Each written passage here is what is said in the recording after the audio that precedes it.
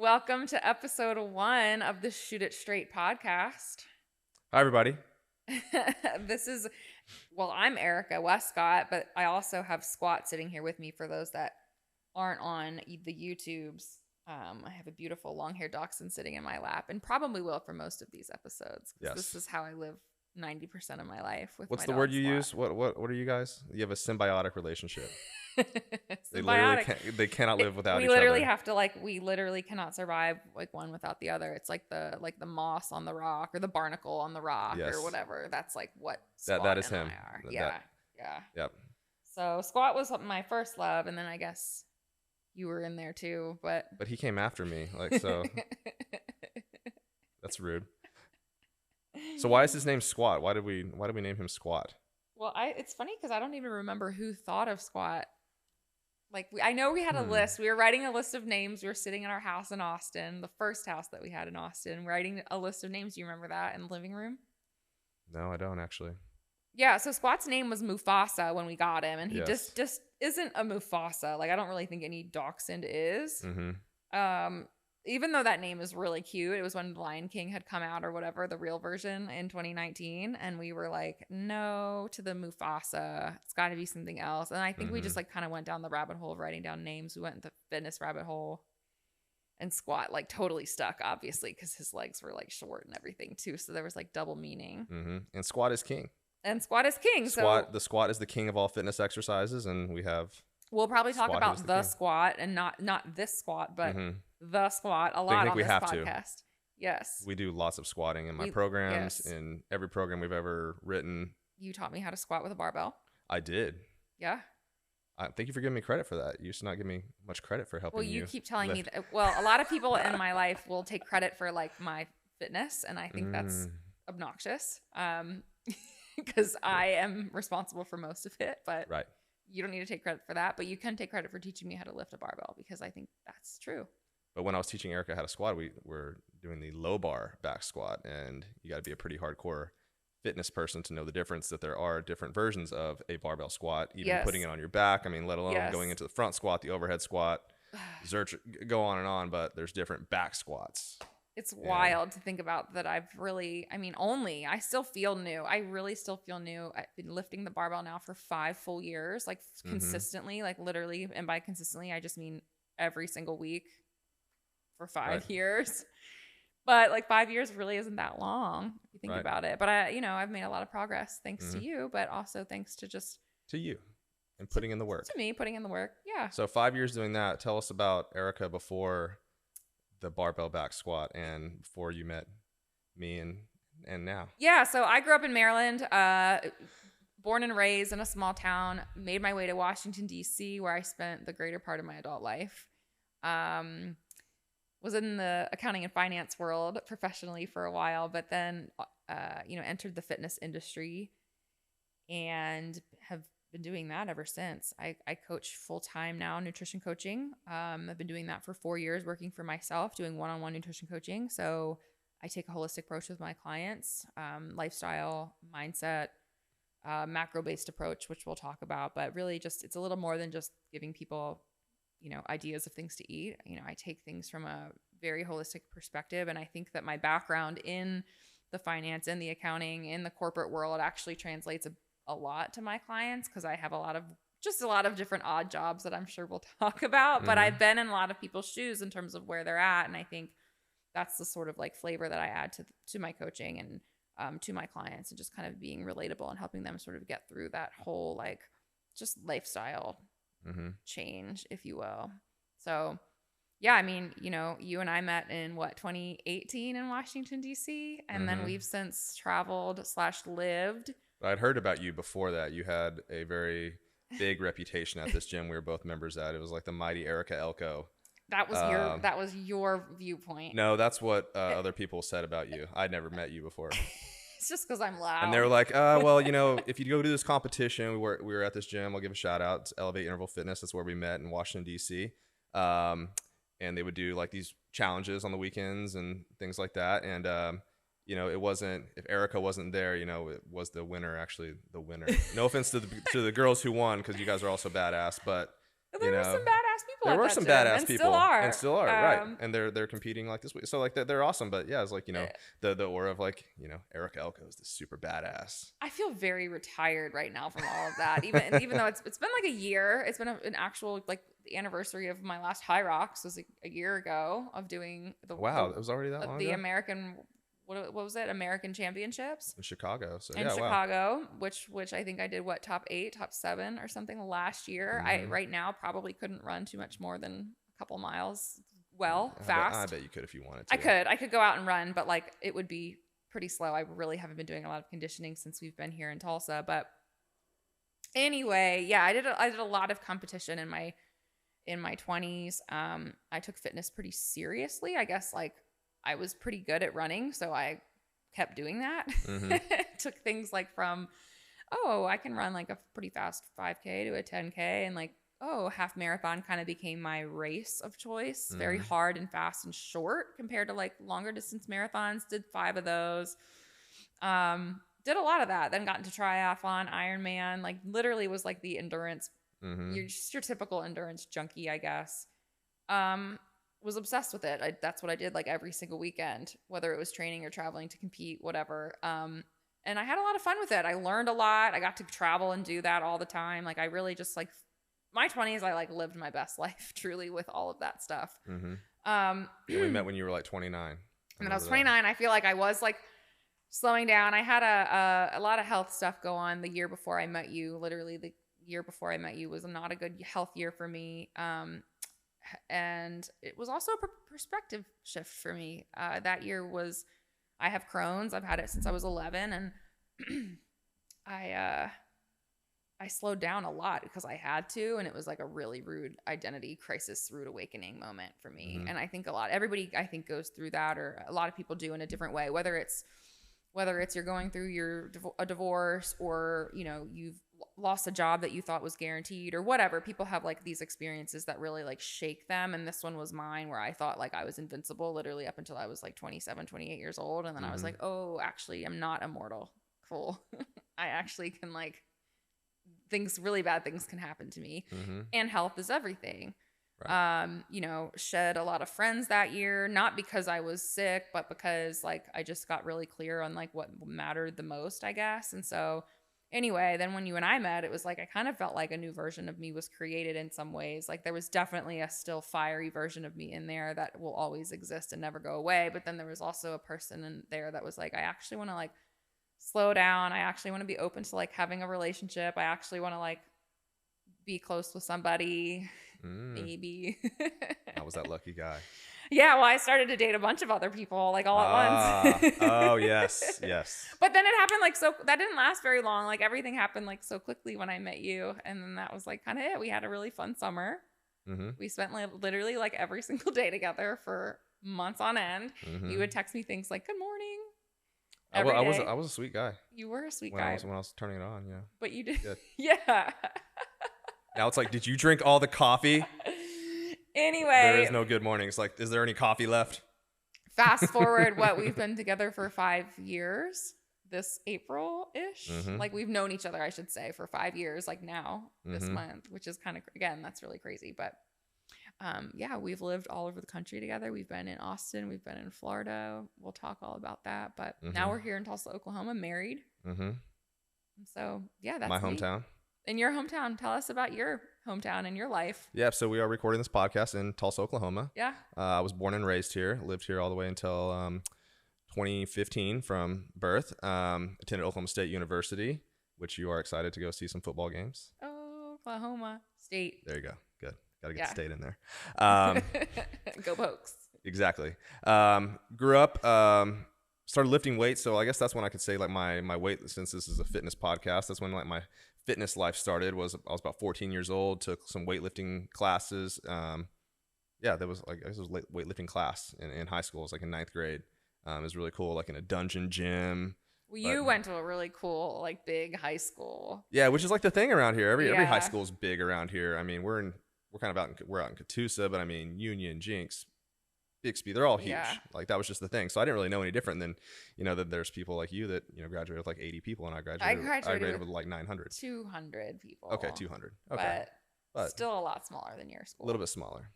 But so I started lifting weights. I mean, I'm 36. That was like 22 years ago. I started lifting weights, and you know, I was pre like cell phones, internet. I mean, I think that stuff was around, obviously, but like, you know, not like it is now where you can just find anything you want. So I remember going to stores and getting muscle and fitness magazines. I used to think, you know, the fittest person in the world was like Jay Cutler, who was like a big old bodybuilder. I was like, that is what fitness looks like, you know. And now I realize that, you know, those guys aren't super healthy and they're jacked up on steroids. But that's what I thought fitness was. So I would like rip out one of those muscle and fitness magazines, and those would be the workouts I would do. And we would take those into the gym, and the coach would yell at us, like tell us not to do those. We would do it anyways. That's where I really started learning to lift weights. Then I went into, you know, in my job in high school, I worked at a sporting goods store. But then after that, I wanted to make some more money. So I started waiting tables at Olive Garden. And I thought that was great money, you know, instead of making minimum wage back then. I think it was like $5.15 or $5.55 an hour or something. What I was making at my sporting goods job, I would make $100 a night waiting tables. So I was like, wow, this is awesome. This is a cool job. And then when I went to college, my guidance counselor was like, well, what do you do for work? And I was like, I wait tables. She's like, do you like the restaurant business? And I was like, yeah, I do. It's fun. And I make good money. So I thought, you know, you'd make more money as you moved up in the restaurant business. I was sorely mistaken.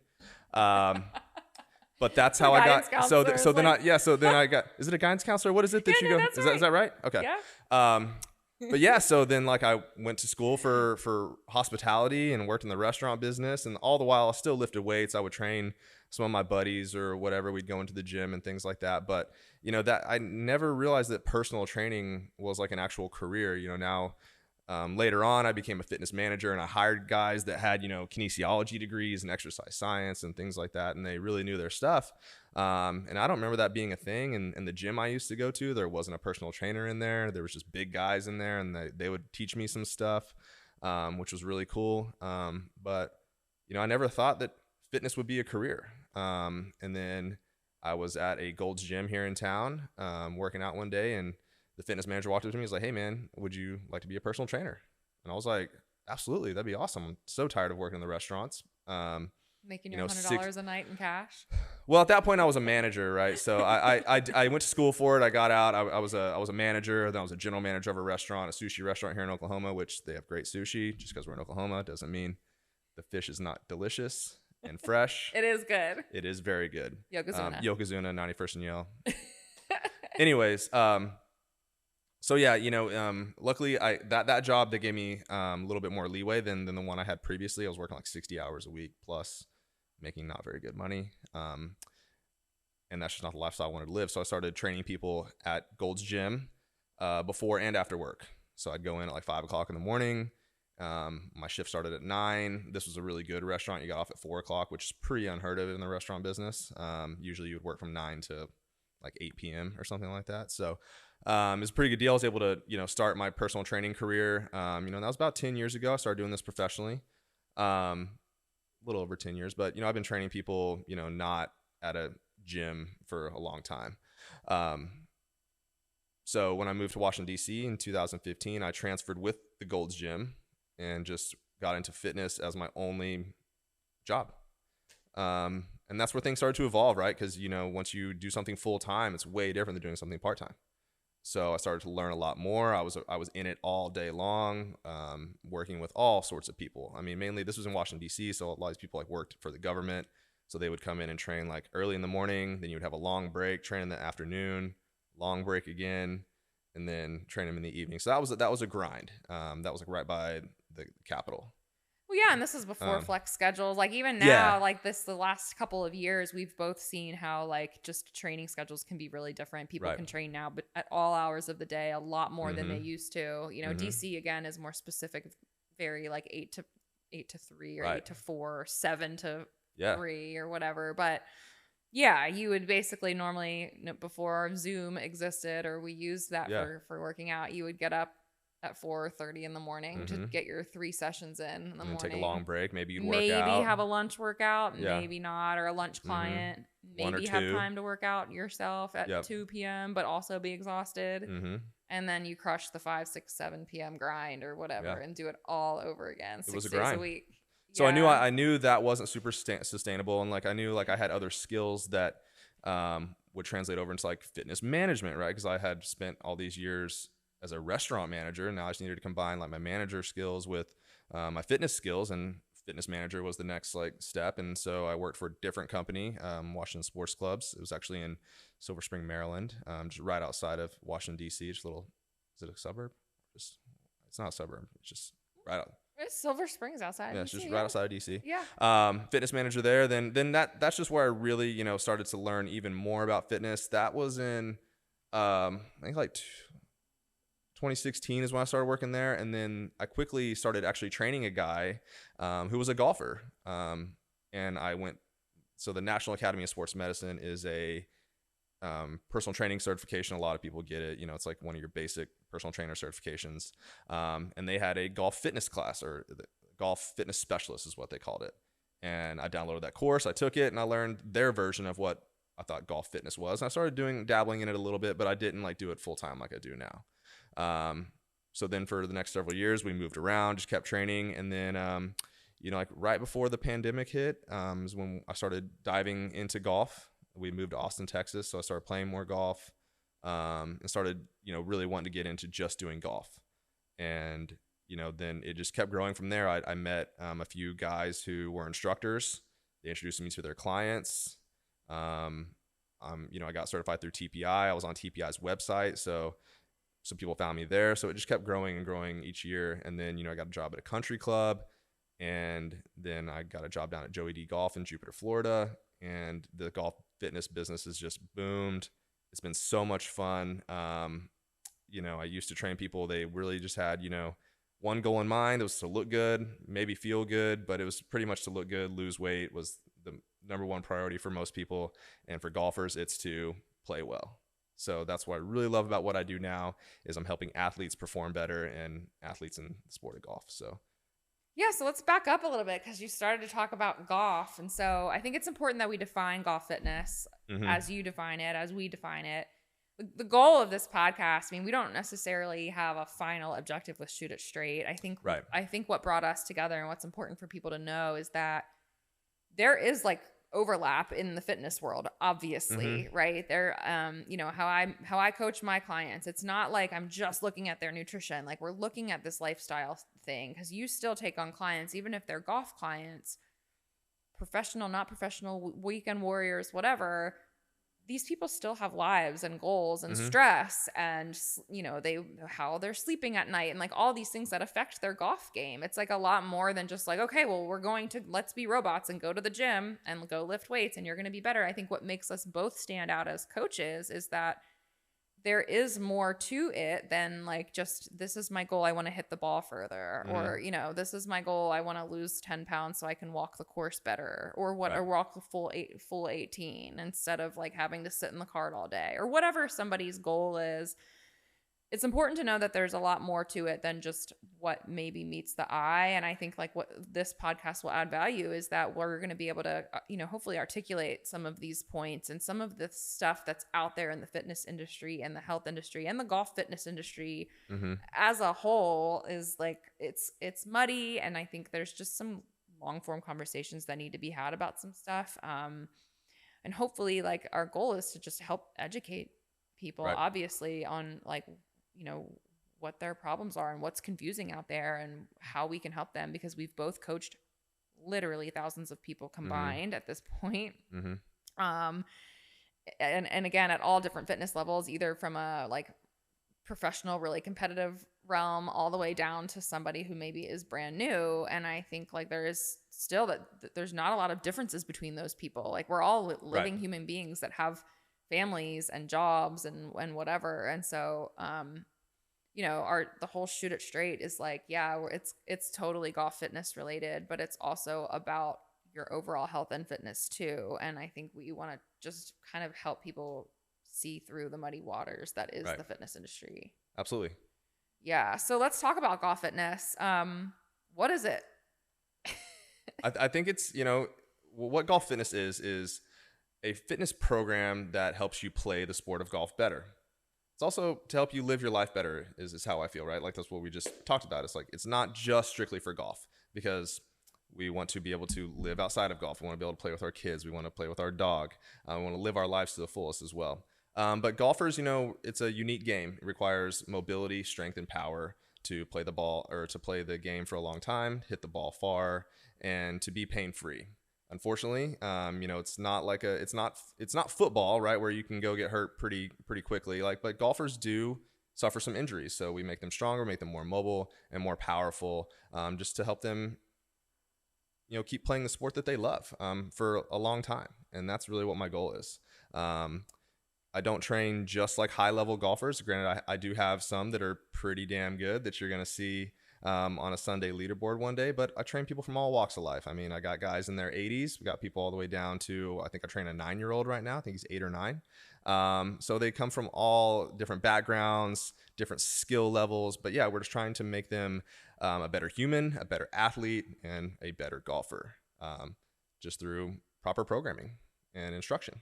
Yeah, so like how does your programming differ though, like compared to when you were doing just more Gen Pop at Golds or at Washington Sports Club? Like, I think one thing I see in your coaching is you're still squatting heavy, lifting heavy, deadlifting, with the majority of your clients who don't have contraindications not to do so. But what are the differences, if any? Like, where are you focusing more on? Is it the swing? Is it mobility? Like, where are you finding that your programming is different compared to what you were doing before? Absolutely. So I definitely think it's different planes of motion, right? Like we're trying to get the golfer to move a little differently than a normal person needs to, right? So we definitely still, like, every person needs to be mobile. They definitely need to be strong. And power is like one, like, maybe like your normal person doesn't quite need to be like super powerful. Unless they're going to fight off a bear or something like that, but like they don't need to have tons of power. So that's probably the biggest thing that we train for in golf, is because we do want to be able to hit the ball far. That is a big part of the game. So adding a different explosive power element to the programming. Give us some examples, right? Like a jump or like a med ball slam or something. There's something that moves very, very fast. Where if you are training just a normal person that just wants to sit down and stand up better, or walk, or play with their kids, or just get up out of bed, like whatever that is, that's a totally different type of program. I'm not trying to do that like explosively fast. A golf swing, you're going from a stopping position where you're in the backswing, you pause, and then you come in and you explosively transition and swing a golf club up to like 120 120 something miles an hour for a lot of these guys that are high level golfers. So I mean, that's a very explosive, violent, powerful movement that the normal person doesn't do. But every person needs to be mobile, and they definitely need to be strong. I mean, strength training is something that I've always believed in. And even though I've gone full circle with a lot of fitness modalities out there, I've been a group fitness coach, but I still come back to everyone needs to be strong. Everyone has different relative levels of strength, right? But strong is definitely one of the most important things for your physical body. Yeah. So like you're talking about lifting heavy weights, right? Absolutely. Lifting heavy weights, compound movements. Compound movements are just functional movements of fitness, like a squat, a deadlift, a press, and a pull. And then, golfers, we just tend to want to work rotation a little bit more than your normal person needs to. Yeah. I mean, we talked about the squat. It's such an important lift. Mm-hmm. And one thing that I've noticed personally, like just from squatting, honestly, one thing that's important to note too, I did yoga religiously for 5 years in a row. Yeah. So about the same time now that I've been lifting heavy weights.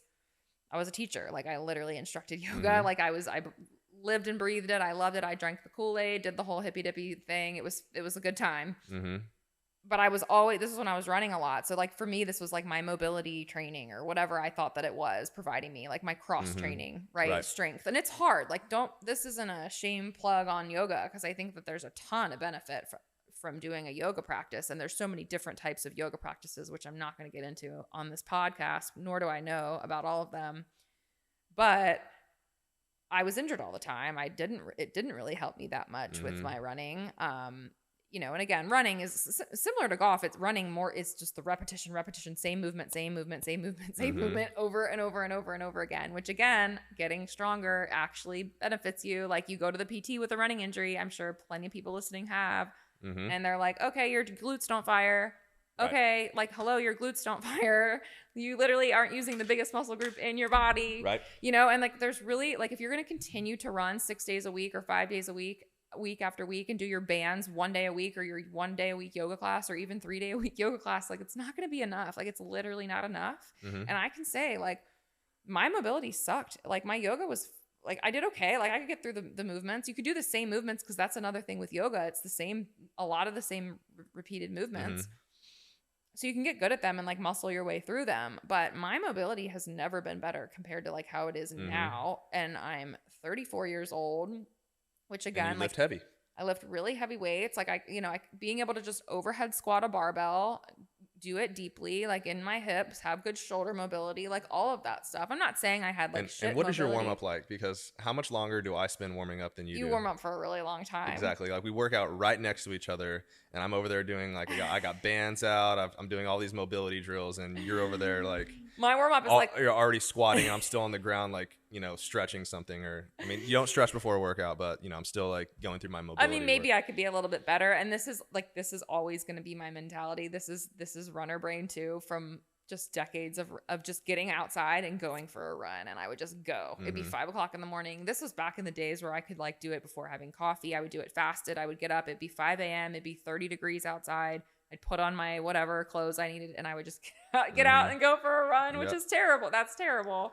Before we get too far away from talking about yoga, I would like to dive into a little bit more about yoga, coming from an expert, because you did the whole like 200-hour yoga thing, right? Like, I don't want to call myself an expert, but because there are some know yoga a lot. experts You out know there. a lot about yoga. I know about the yoga practice. Yoga. I did the Baptiste power yoga, just so if people are out here there listening know. Of course, I did like the one that's like really hard. It's 90 minutes. It's 105 degrees in there, and you're like dying. But here's like a common thing I get from golfers, right? Like, if I program them some workouts or something like that, or even if they're doing something on their own, doesn't matter. They're always like, should I add in a day or two of yoga? Because I think the misconception out there that yoga is just like where you go stretch.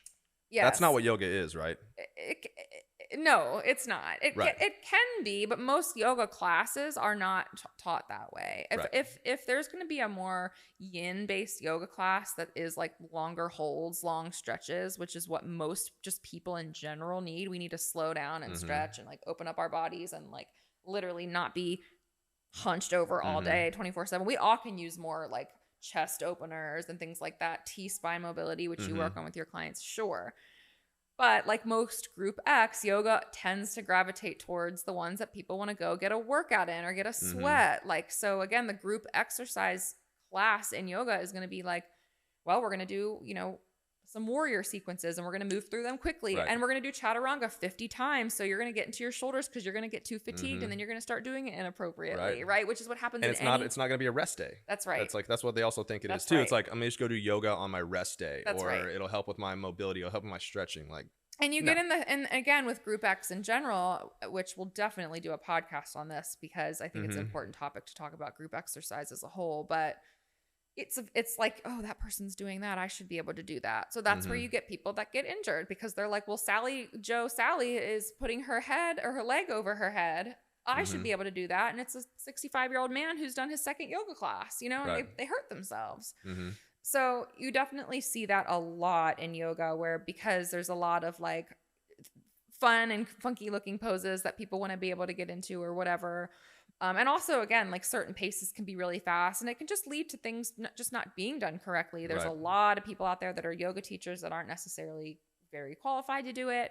Or again, if you have 30, 50 students in your room, because that's a different thing with yoga. You can fit 50 yoga mats in a room on top of one another, unlike other classes. So it's hard to keep eyes on everybody and correct everybody perfectly. So unless you're doing more of like a workshop-y class, which studios do offer. So like you'll hear about Sunday night yin workshop or whatever, where it's a little bit different than the normal Monday through Friday schedule.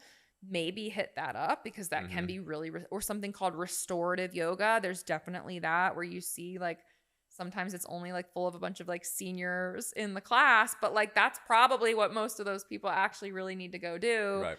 Not all yoga is created equal, and most of it is not that, unless they're explicitly saying that that's what it is. I don't really recommend it for most people to just get better at mobility. Right. That's where I'm like, I'd rather someone go to a PT or a personal trainer, but I'd rather somebody who has certain mobility issues to get assessed by a PT. There's so much more value in doing that and spending an hour getting an actual evaluation from a physical therapist to say, these are the couple of things I'm noticing, whether it's a certain thing that needs to be strengthened, which it usually is, right? Like imbalances, whatever. Then you have this prescription or this, at least a diagnosis of the things that you need to work on and strengthen that you can then take to your personal trainer or you or whatever, right? That's like, oh, my glutes don't fire, or, the backs of my shoulders are super for golfers, weak. my hips don't rotate. And right. So then now we have a specific thing that we're working on, because if you're just going to go to yoga class, then you're just going to get what you get. You're going to get what you get. It's like going to a restaurant and not being able to order what you want. You're just going to be like, well, this is what I get, I guess. And I feel good. I got warmed up. I got sweaty, but like, what the fuck did that do for you? Nothing. So again, that's where both of us, coming from a group exercise background in general, and both of us having coached a lot of group X, I don't really do that anymore, because I really just don't stand behind a lot of the approach as a whole for people that have specific goals or that want to work on, certain injuries or contraindications or weaknesses, because like you really need to get specific with your training and specific with your mobility. So getting specific with that is, I start every person off that I work with either in person or we do virtual sessions or something like that. We do a assessment from head to toe, everything in between, check your rotation, check strength, check your core stability, all that kind of stuff, so we can figure out exactly what that person needs. Because there are so many, how many, there's millions of exercises out there that look cool, and you may think, oh, that could help me with my hip rotation, or that could help me with my T-spine rotation, that could help me with my back pain, that could do this, that could do that. But until you actually assess and know what you're looking for, and it's very challenging. Like, this job is not easy. Like, it takes like a trained person to understand like what it is exactly is going on with you, and what exercise is going to work best to get you to that result you want, get you out of pain, or get you into better positioning, so that way you can do the golf swing, you can do a squat, you can do whatever it is that you're trying to do. But an assessment is always like a great way to start. And if you're in pain, you definitely need to go get assessed and figure out why you are in pain. Yeah. Are you looking at people's golf swings too? Is that something that you always do? I'm getting better at looking at golf swings, but it's not something I am trained to do. So like, golf fitness, I think people do have that misconception out there that I'm also a golf coach and I help people swing, and that I'm also a pro, and that I can play golf really well. I'm a decent golfer, but I'm actually a pretty good golfer. But anyways, he's a pretty good golfer. I'm a pretty good golfer, but like, don't, I can look at your swing and like kind of be like, oh, that you could probably do this better. But then I look at my own swing and figure out what I could do better. I know enough about it, but I'm nowhere even remotely close to being qualified as someone that can help you with your golf swing. But I like looking, because TPI taught us like some cool ways to like really break it down and how to look at it like with some lines and things, and I can tell if you're over the top or if you early extend, or some of those. There's very common things, but by no means can I fix, or like should you actually take my advice on your golf swing either. We can talk about it if we're out on the course. I might give you a few pointers, but well, don't go tell a real golf coach what I told you, and they might give me a call and tell me I'm an idiot. But he's not a swing pro. I'm not a swing pro. I am a fitness pro. So what I can do is I can fix your body to get you into better positions for the golf swing, but you still probably need a professional to tell you how to do it. Yeah. Like, I will get your body moving well, get you stable, get you more mobile and more powerful. You can create more club head speed, but you still need someone to teach you the proper club path and how you're actually going to put the club on the ball. So if you're a serious golfer, you need both. You need both. And like, the thing is, like, a teaching pro can, like, a swing coach can teach you something, like, you can go one lesson and they'll kind of teach you some stuff that'll carry on with you for a while. They'll give you homework and things like that. Like a trainer, you need to come see me a little more often, because, we need to get stronger every week and adapt as we go in your programming. So, but you should have both, in my opinion. Well, I totally agree. And I think this, like, the story that comes up is when I started golfing, which was over the pandemic when we were in Austin. I took a lot of lessons. And I remember, just with different coaches that I had or took on, there were certain things that they had me do that were challenging. And It actually caused pain. that actually caused like a little bit of pain. Like my lower back would kind of like feel tweaky, which like I know I really don't have a lot of, like I just said, I haven't had an injury in years with related to exercise, unless it's something acute, but nothing like I'm like, oh, my back, oh, I've got nothing going on. Now, golf is totally foreign feeling to me. Like it was when I was learning the golf swing. For anybody that's never learned it before, it's super awkward. I feel like even though I played softball, even though I played field hockey, none of those things translated very well to golf. She actually started out when we first started dating. We'd go to the driving range and she would swing left-handed. I swung left-handed because that's how I swing a bat, and that's how I swung a bat for 12 years. I still think that I might be able to swing a golf club left. I mean, you could hit the ball. I can make contact. Yeah, it was good. But anyway, where was I going with the story? Oh, but I mean, the coaches that were giving me feedback, everyone that gave me feedback, I always felt like I learned a ton from any golf coach. So this is literally no shade. But I felt like the thing that they did lack was being able to assess me and my body and the things that I was able to do. So they knew that I needed to send my hip back more, or, rotate my hips further to the left or whatever, at the end of my swing. But I literally couldn't physically do that. So it was frustrating because I'd be like, well, I see what you're saying, but my body isn't like, I don't know that motion yet, or I don't understand that movement pattern yet. And a lot of them would be like, drill it out, like get it into your CNS, like get your central nervous system to understand what the movement is. But I think that's also where a golf fitness coach can be really helpful, because that's where you come in and are like, oh, it's because you're not strong here.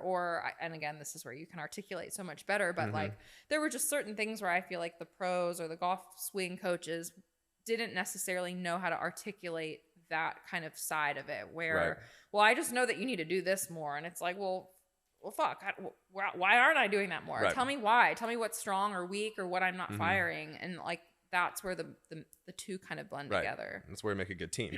And I do remember that. So, and when I went to the same swing coach, and, I had brought him my stick mobility sticks, and like, here, let's work on some stuff, for your clients. Cause he came and I went and told him, I was like, hey, Erika came home with back pain. Like, what was going on? Like, cause, in my mind, I'm like, wow, I was like, if she's coming home with back pain and she's like one of the fittest people that are going to walk through this door, like, how's everyone else leave? And that was my question to him. And he was like, yeah, a lot of people do end up with back pain. And I was like, we should probably work on that.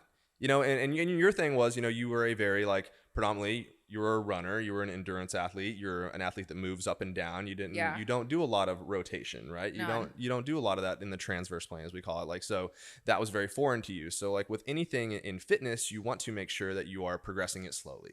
So you take it 0 to 100. It's like, hey, you're a fit, you are mobile. Yeah. You don't rotate that, you didn't rotate that well, or, you had certain movements that needed to be learned. So there should have been more of a progression to those. Yeah. Cause just like with anything, like, I think the best way to avoid injuries, right, is just taking things slow. And a lot of people don't want to take it that slow, and I have to pull them back. I had an athlete in our garage what was it? Today, Friday? So yesterday, I had an athlete in the garage. I was like, hey, he hadn't lifted weights in a long time. We were doing a deadlift. He has a history of back pain, but he's fine right now. And it was our first like four, I think it was our third or fourth session we've worked together. And I mean, he's a big, strong guy. He was a hockey player, really good golfer. Like, he could easily, if you gave him $1 million, he could probably deadlift 400 pounds right now. Right. But the other day I had him deadlifting 65 pounds. Then we worked up to 115 pounds. He was ripping it off the floor. I mean, he could easily do more, but I was like, hey, you're not going to like to hear this, but we're going to slow that down. I know you're stronger than this, but we're going to progress this slow because you have a history of back pain. Yeah. Like, I want to progress it slow. So to circle back to when you were getting your golf lesson, I think there should have been a progression, right? Instead of just trying to jam you into that position that he wanted you to get into, he could have taken it a little bit slower and let your body adapt to what was happening. Totally. Just like we do with strength training, right? Yep. Like, you don't have back pain. I don't have back pain. I don't have any injuries. I mean, the only injury I've ever really had is plantar fasciitis from running. And I ran slow, and she used to tell me I run like an elephant because I was so loud. I was stomping my feet. But anyways, you gave yourself plantar fasciitis. I gave myself plantar fasciitis, and it really sucks. If you've had it, you feel my pain. It is bad. It really sucks. But anyways, and I still like it's I think I'm gonna have it forever. But like I deal with it, and like it's not so bad anymore. But if I go out there, if I went and ran a mile right now, I'd probably have it. But anyways, and like, so my point is like that if you progress something very slow, you give your body time to adapt, squat, deadlift, anything, it's going to strengthen up your core. It's going to strengthen up your hips. It's going to get you more mobile, get you stronger and more powerful. And it'll help you stay out of pain, because that is obviously one of the worst things that can happen, right? We don't want to be in pain. Yeah. It's really not going to help your golf game or your life. So progressing things slow. And if you are just getting into it, golf swing, exercise, like, pull the reins back on yourself. You've got a long life to live. You know, you don't need to deadlift 400 pounds today. Yeah. I think that's a really good way to like kind of close out today, is like, and that's one of our big philosophies, is to stay patient. And I think with all of our clients, it's like, I encourage people to widen the lens a little bit and remember that we totally overestimate what we can accomplish in like a day or a week, but we underestimate what can happen in like a year, 18 months. Like, a lot can happen in that amount of time if we allow ourselves to have that time and to truly be consistent with that. And consistency for me is like the 90% rule. Like, I kind of hate the 80-20. I don't think that's good enough. I think 90 plus. And that just means that we're consistent. Like, we're sticking to our guns. Maybe like we miss a day here and there, but if we really want to work on something, we're giving ourselves the time and staying focused and patient. Absolutely. And being consistent is the most important thing. And just getting started. I mean, I think there's a lot of people out there that still haven't got into a fitness program this year. I mean, it's middle of February. We're still not in our groove yet. And I think a lot of it is there's just an overwhelming amount of information. It's like, what do I even do? Like, where do I even get started? And if we're going to be consistent, you got to get started first. And if you haven't worked out in a long time, like, doing some basic stuff is going to get you so far. You just got to start doing it. I mean, and if you're a beginner, like, and you know, there's a lot of golf specific movements out there, and we'll talk way more about what's golf specific and what is classified as not golf specific, but I can make a case that almost any exercise out there is actually golf specific. But you've just got to get going. And I'll tell on myself here, it's like, it's really easy. Like, if you haven't done anything in a long time, like, you can do almost anything, and it'll help your fitness and it'll help your golf game as long as you stay consistent. Exactly. Yeah, we'll definitely talk a lot more about programming and people's goals and things like that. But I think we did a good job of defining golf fitness on our first episode of Shoot It Straight. Exactly. I mean, it's not too far from regular fitness, and I think that's what right. I think that's what ends up being out there, is that there's this whole different genre of what golfers need to do and what normal people need to do in general population fitness. It's really not that different, and it shouldn't be, because we're all humans and we all should kind of train like athletes. For sure. Well, you can find us on Instagram, Cody Wescott Golf, and Erika Elko for my nutrition page. Yes. And then, obviously this will be up on YouTube as well. So we want people to hit the subscribe button to make sure that they follow us on the YouTubes. And that'll be on Cody Wescott Golf. Yes. And you definitely want to watch this on YouTube because Squat's there. Yeah, everyone needs to watch the YouTube because of Squat. I think that there's a lot of value add in that. So tons. Well, thanks for listening, everybody, and we will talk to you soon. Thank you.